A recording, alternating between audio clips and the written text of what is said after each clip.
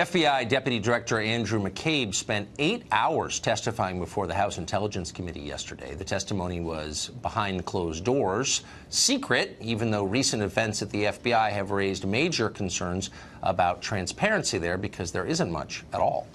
The Bureau repeatedly has refused to turn over materials Congress requested, even though that's unconstitutional.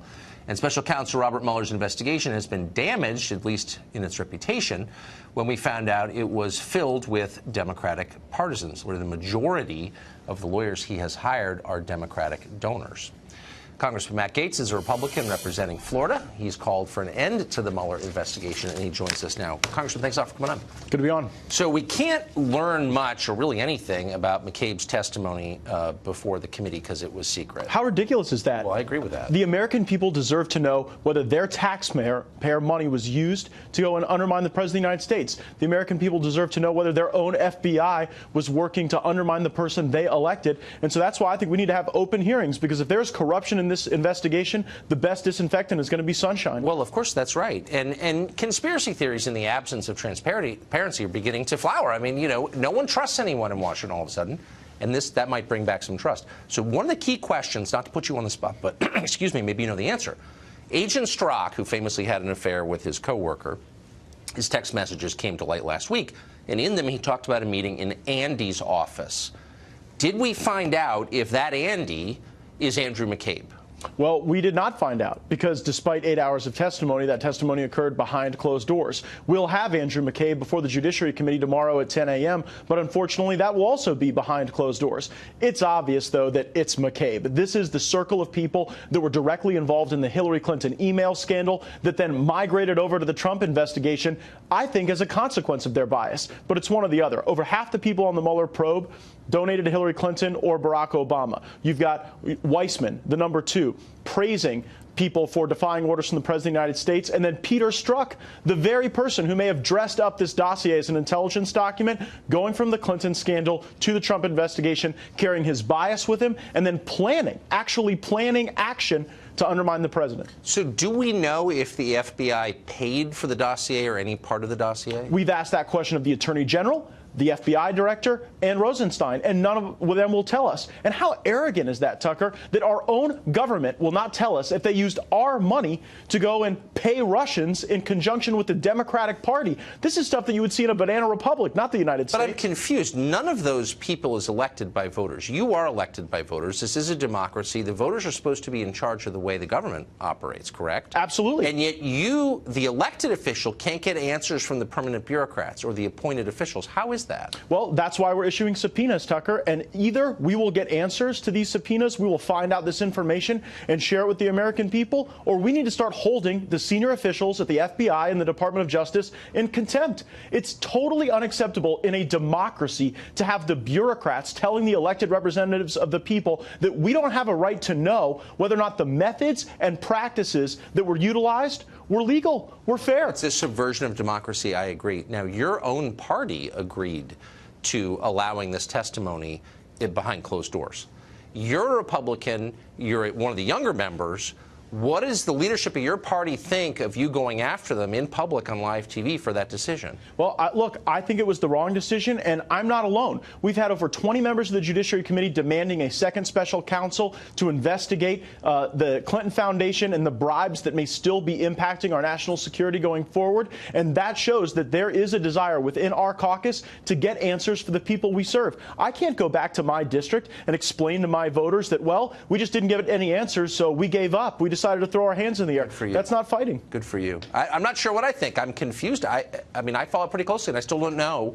The Attorney General can fix all of it, Tucker. The Attorney General has the power to step forward, demand answers, and where we see clear evidence of bias, to shut down the elements of the investigation that are fed by that have led to actions to undermine the president. But it's like we've got an Attorney General who's a spectator at the Department of Justice and not the real leader of that agency. Congressman, thank you.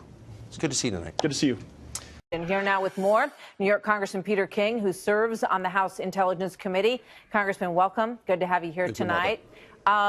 In terms of what you heard yesterday, and obviously we know it was a classified briefing, but just to characterize, was Mr. McCabe forthcoming when you asked him about bias that may or may not exist in the FBI with regards to the Trump investigation?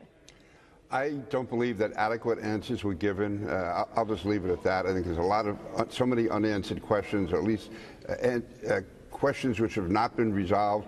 For instance, the whole question of the dossier. What role did that play, if any, as far as the investigation being commenced? I mean, we sort of take for granted that, this was an investigation against a presidential campaign. This is almost unprecedented.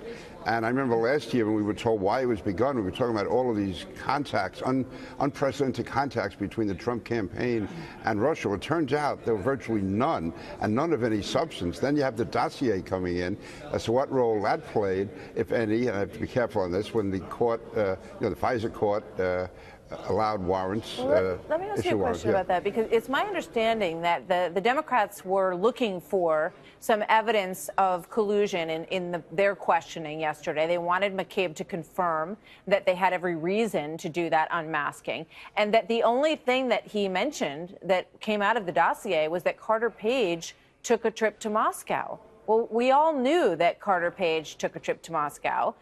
So if that is all that they got out of that, that's not a whole heck of a lot. First of all, let me tell you, Carter Page's trip to Moscow, there was absolutely nothing there. That's clear. We know that now. And to use that as any kind of excuse at all, even if that was only one of the bits of evidence they used, to rely on that anyway, to me was But was that the only thing that he mentioned in terms of substantive information that they got? No, it was not the only one, but to me, the other items you mentioned also, to me, do not add up to anything. All right. There's serious question. Certainly not enough to warrant going to a court, certainly not enough to warrant an investigation of a presidential candidate, and then have that investigation continue. No. So the text messages between Peter Strzok and Lisa Page are public record now. They are out there. Let's put one of them up on the screen that is of particular interest in terms of what was going on here and whether or not there was any sort of coordinated effort to do something against the Trump administration. I want to believe, he said, the path that you threw out for consideration in Andy's office, that there's no way he gets elected, he being President Trump. But I'm afraid we can't take that risk. It's like an insurance policy in the unlikely event that you die before you're 40. Did he confirm yesterday that Andy's office is his office? Again, I was not there when he confirmed it. I think he did, but again, I can't be certain on that. I just know that he did not adequately answer any of those type of questions. And by the way, on this matter, let me just say, for now 4 months now, at least, longer than that, our committee, the House Intelligence Committee, has been asking for all these records. We didn't get any of them until we had to go to court to get them. And the FBI should be cooperating with us. The Justice Department should be cooperating with us.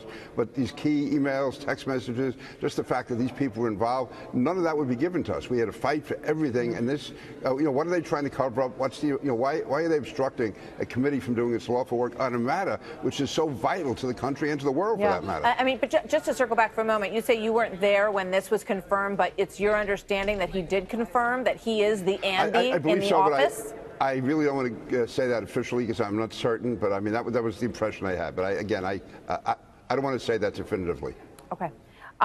So what's next in terms of these subpoenas? And I guess, the American people watch this whole thing and they say, well, we fund the FBI, we fund the Department of Justice. Why is and I know Congress is very frustrated that you're not getting the documents from the FBI and the Department of Justice about what their feelings or involvement may have been in any effort to be against the Trump administration.